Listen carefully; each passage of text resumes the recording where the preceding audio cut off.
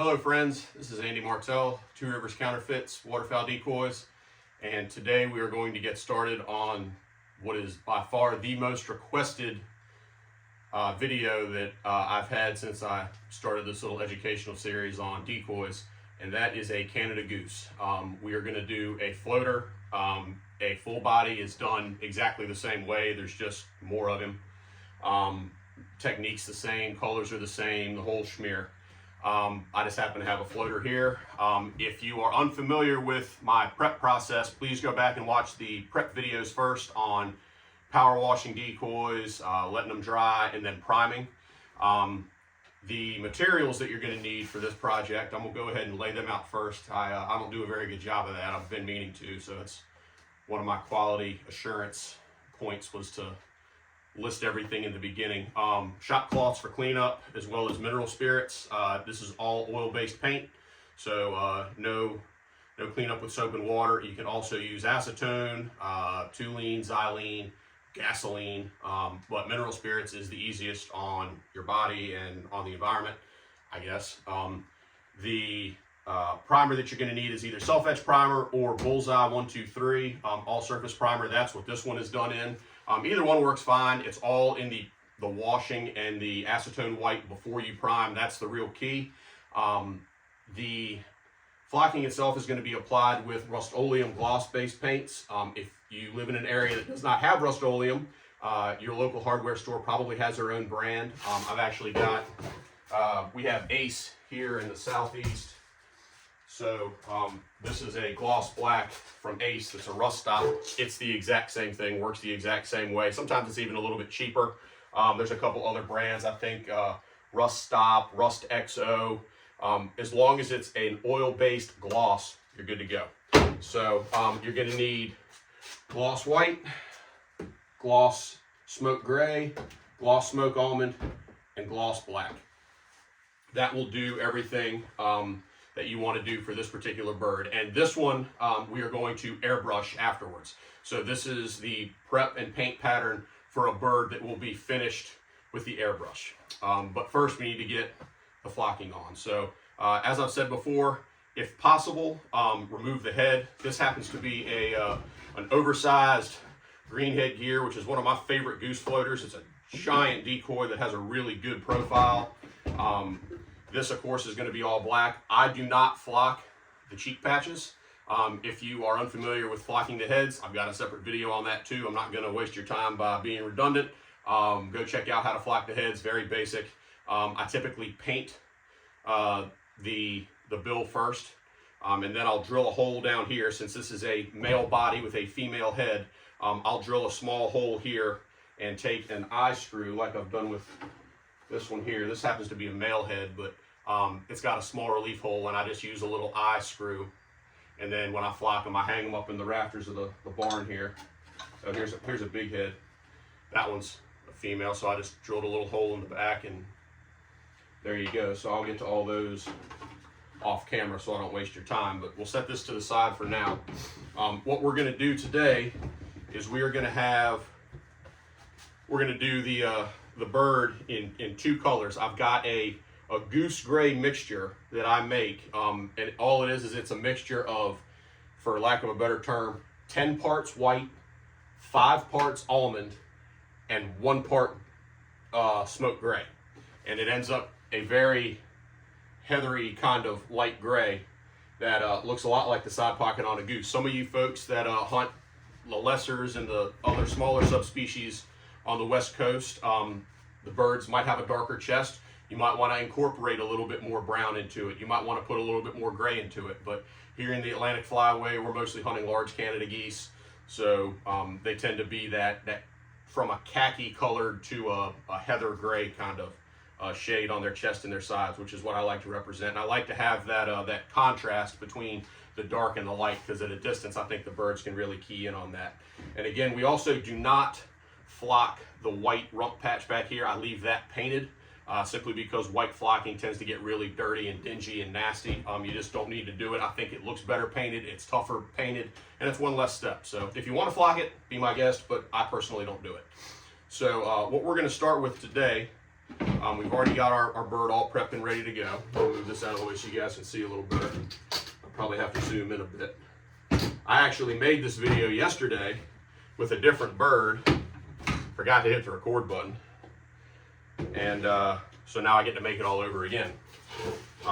So had to go get another decoy and get it all prepped yesterday so that I could redo what I'd already done. So what we're gonna do is start on the sides. The sides are gonna be that goose gray color that we've got, and then we're going to use straight almond on the wings and the back. And what that will do is it'll give us, when we airbrush, I'll show you what to do airbrushing, but that will allow us to have that buff colored aspect on the aft portion of the feather, which is a tough thing to do, and that's why everybody's had so many questions. If you don't want to airbrush it or you just want to keep it simple, I did another video on how to block flock. I guess that's what I'm calling it. Sounds good to me anyway. On how to block flock a goose decoy where you don't need an airbrush at all.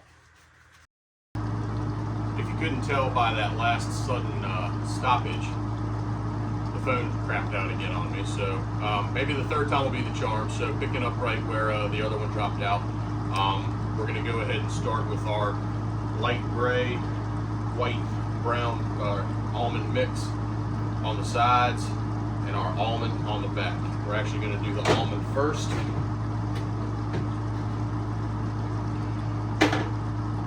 Hopefully this video doesn't drop out. I'm running out of geese that I need to do. Alright. Take our almond and just start right on the back of the wings back here.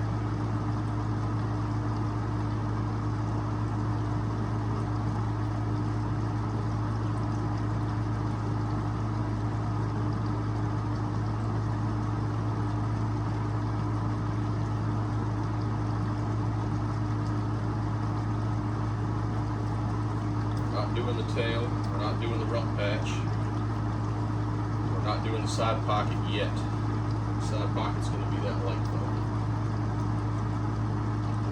On this particular molding, there's a little spot right there that I'm going to leave black as well. I have a patch that extends from the tail onto the back.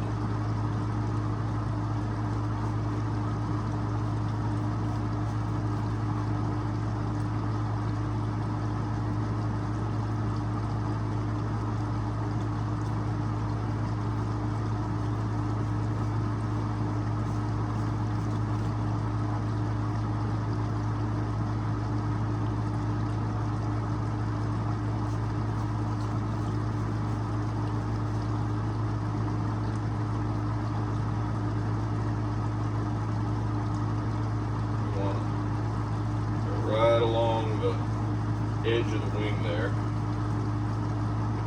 or almond. It's okay if it blends in a little bit. It's totally normal, natural looking.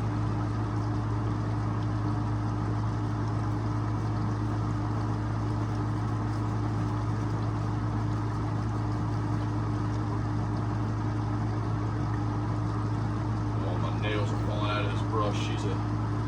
She's about had it. I don't think it owes me anything. It costs about 19 cents a piece. It's probably a couple of years old.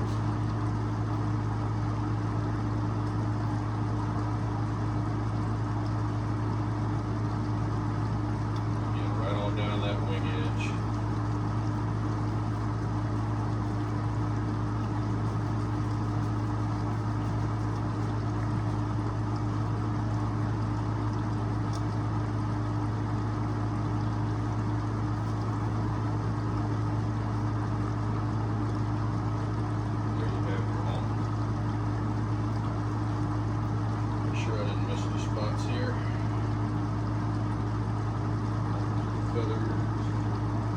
You want to make doubly sure that you get the back of the wing edges here. But not the little feather edges. You want to make sure you get all of those. Check to make sure my camera's still running. I've got trust issues. Kill that AC as well. Hopefully you guys will be able to hear me better. All right. Hopefully you guys heard all that. I forgot to kill the air conditioner. All right, we'll set our almond to the side for now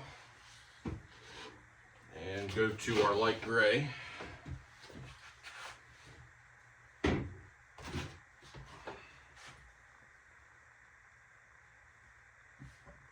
Again, this is a 10-part white, 5-part almond, 1-part gray mix that we're going to use right here on the sides and the chest.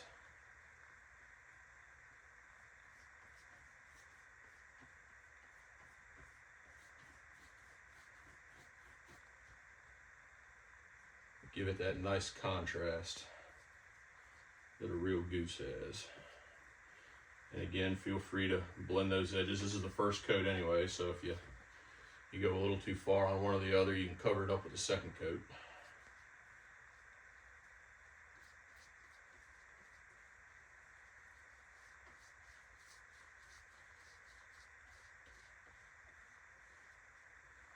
This would be a good mallard color as well for anybody that doesn't want to do straight white on their mallards. Good late season color.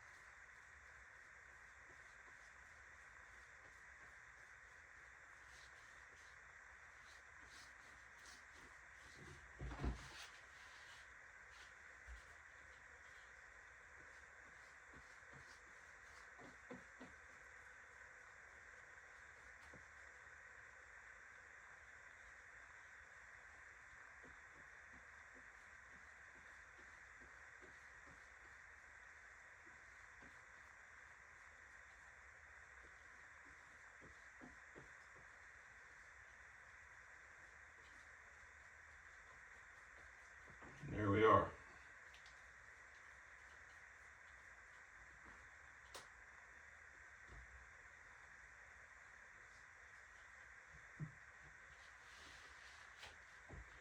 Set that to the side, pull out your flocking bin.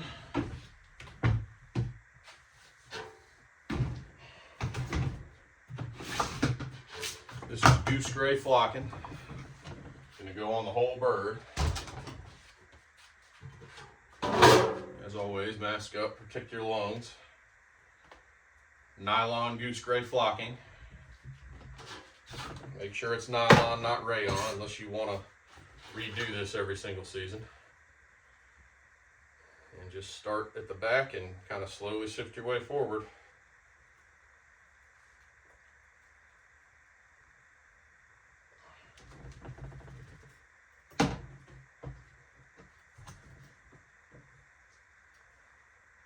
Of course, the bigger the bin you have, the better off you are, because you can put a bigger decoy in it.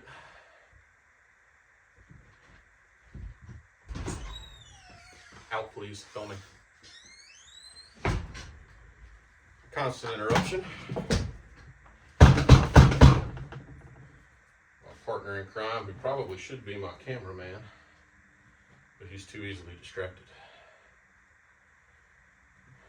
The 12-year-old mind tends to wander. Okay. So there you have it. Looks like my air compressor's out of air. So I will pause momentarily and turn the air compressor on to run, and then I'll show you what to do to press all the flocking in.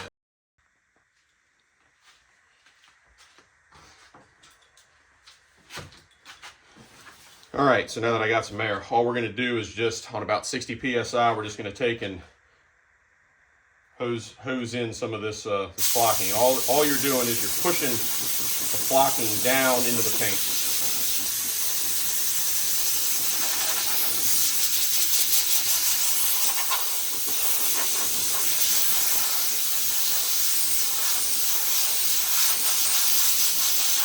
And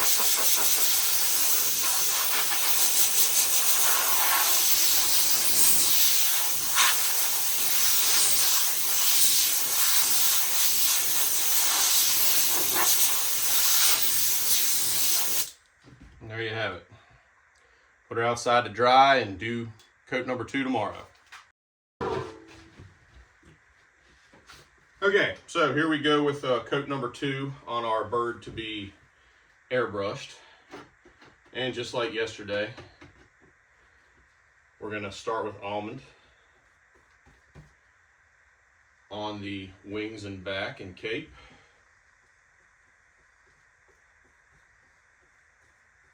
Now it's going to go a little slower today because the second coat, for those of you that haven't flocked a lot before, absorbs a lot more paint.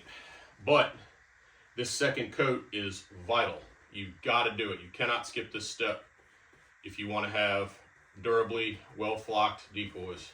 This is what separates us from all the mass producers out there. This is what makes ours so much more durable. That and the fact that we use nylon flocking instead of rayon that fades after a season.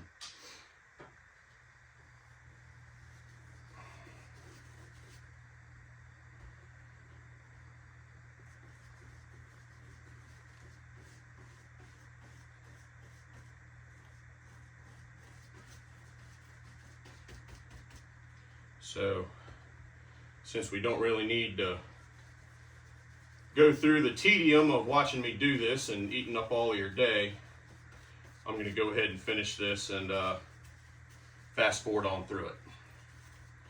So put your seatbelt on. Here comes warp speed.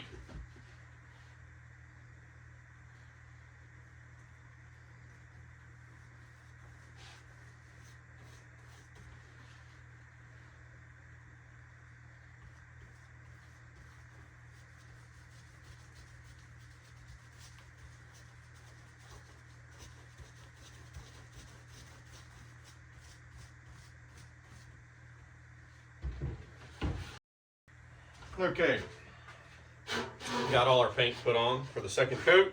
And all we got to do is put the flocking on.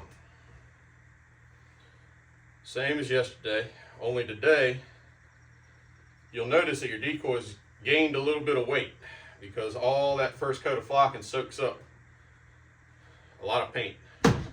Use a lot more paint on the second coat, but you got to do it. This is the durability coat.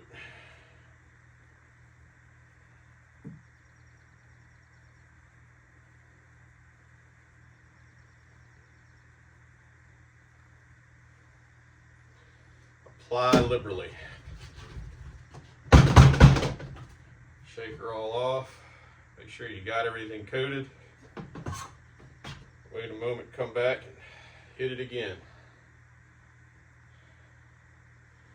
Do your best not to do what I just did and whack your decoy on the side of the bin. It does happen. All right, now, again, take your air, and you can use compressed air, you can use a leaf blower, you can use a hair dryer on a cool setting, whatever, but you want to get something to push that flocking down into your paint. Especially important on your second coat.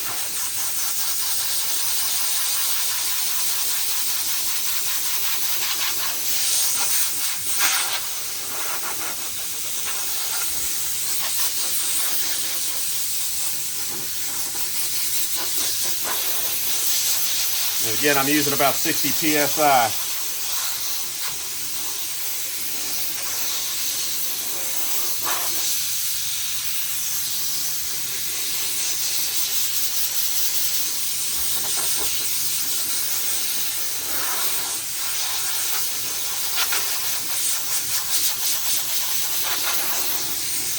Now, please note, right up here on the chest, you'll start to see it, what looks like bleed through, because that's exactly what it is. So what we're going to do is come back over here to our flocking bin again,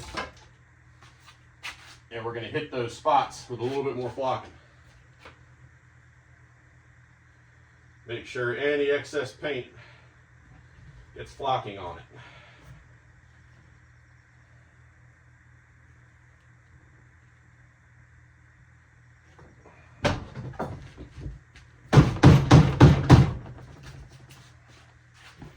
off your excess, right back to your air gun.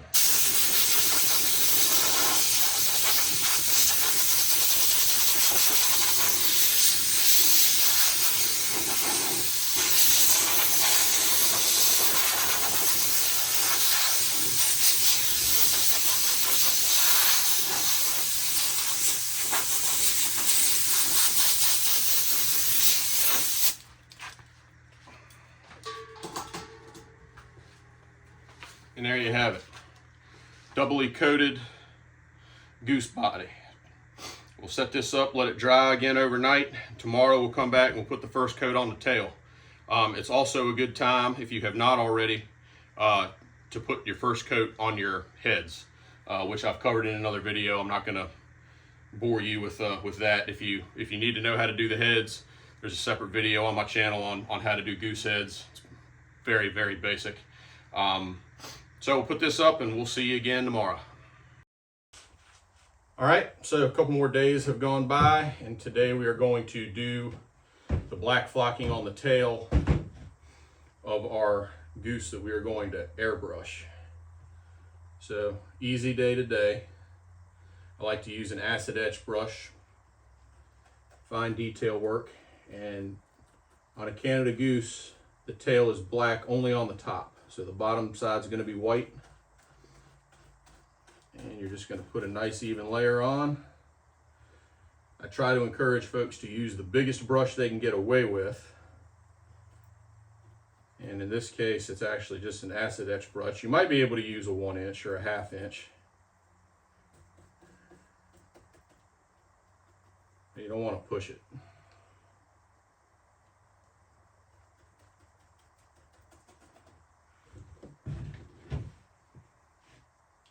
Also, if you have not done your head yet, today is the day you definitely want to make sure you have your first coat on the head. So since you already got all your black out, go ahead and get that started as well. Now you can, at least on this particular carving, you can do the sides in black as well of the tail. It's got a pretty thick tail section, so I'd go ahead and do the sides as well in black.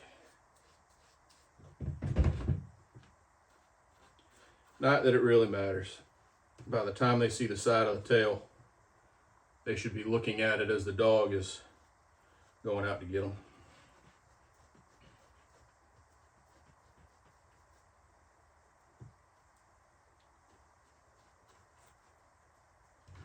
Alrighty.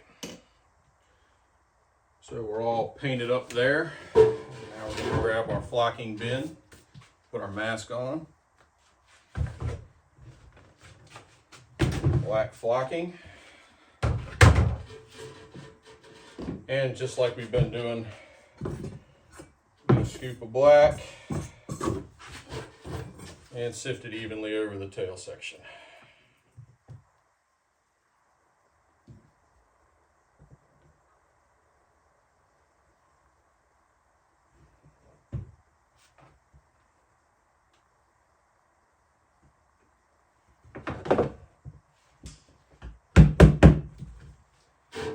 Come over to our air gun, and just like before, 60 psi, and we're just gonna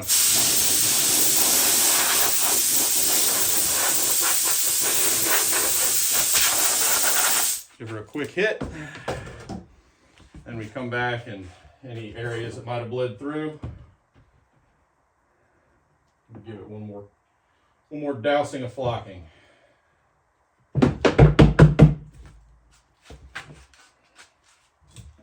And there we go.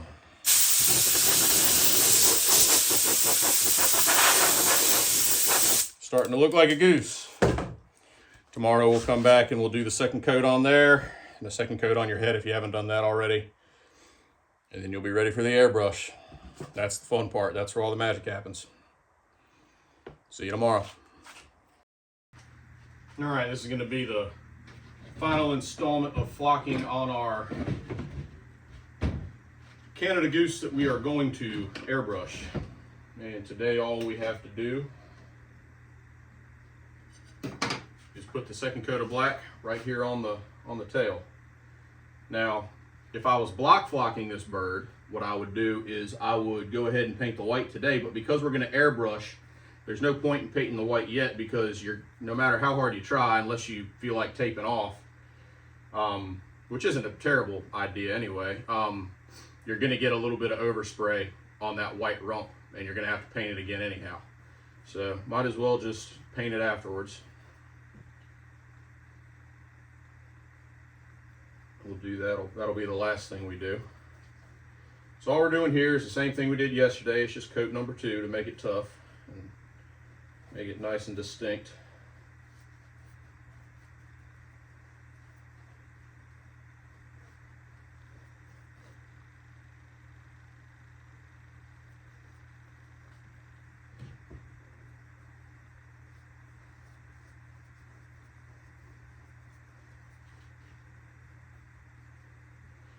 There we have it. Put that aside.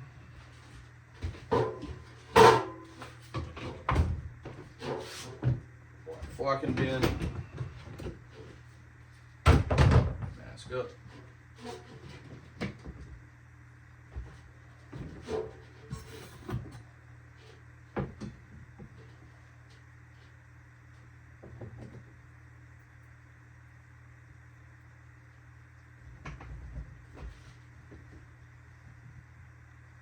Make sure you get it from all angles.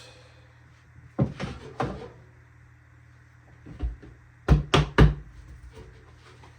over here to our air compressor and hit it with a little air.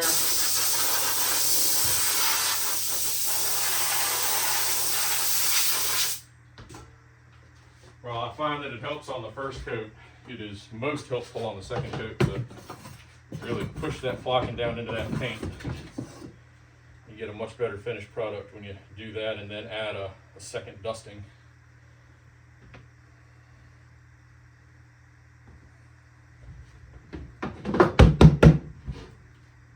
Okay.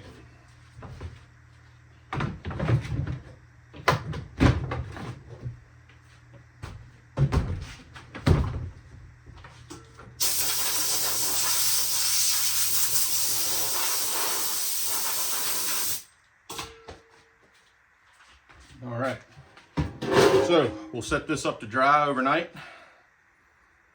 and the next time we see each other, we'll have an airbrush in our hands, and that is where all the magic happens. That's what you guys have been asking about for a long time now, and here we are. We're gonna make good on it. So coming right up.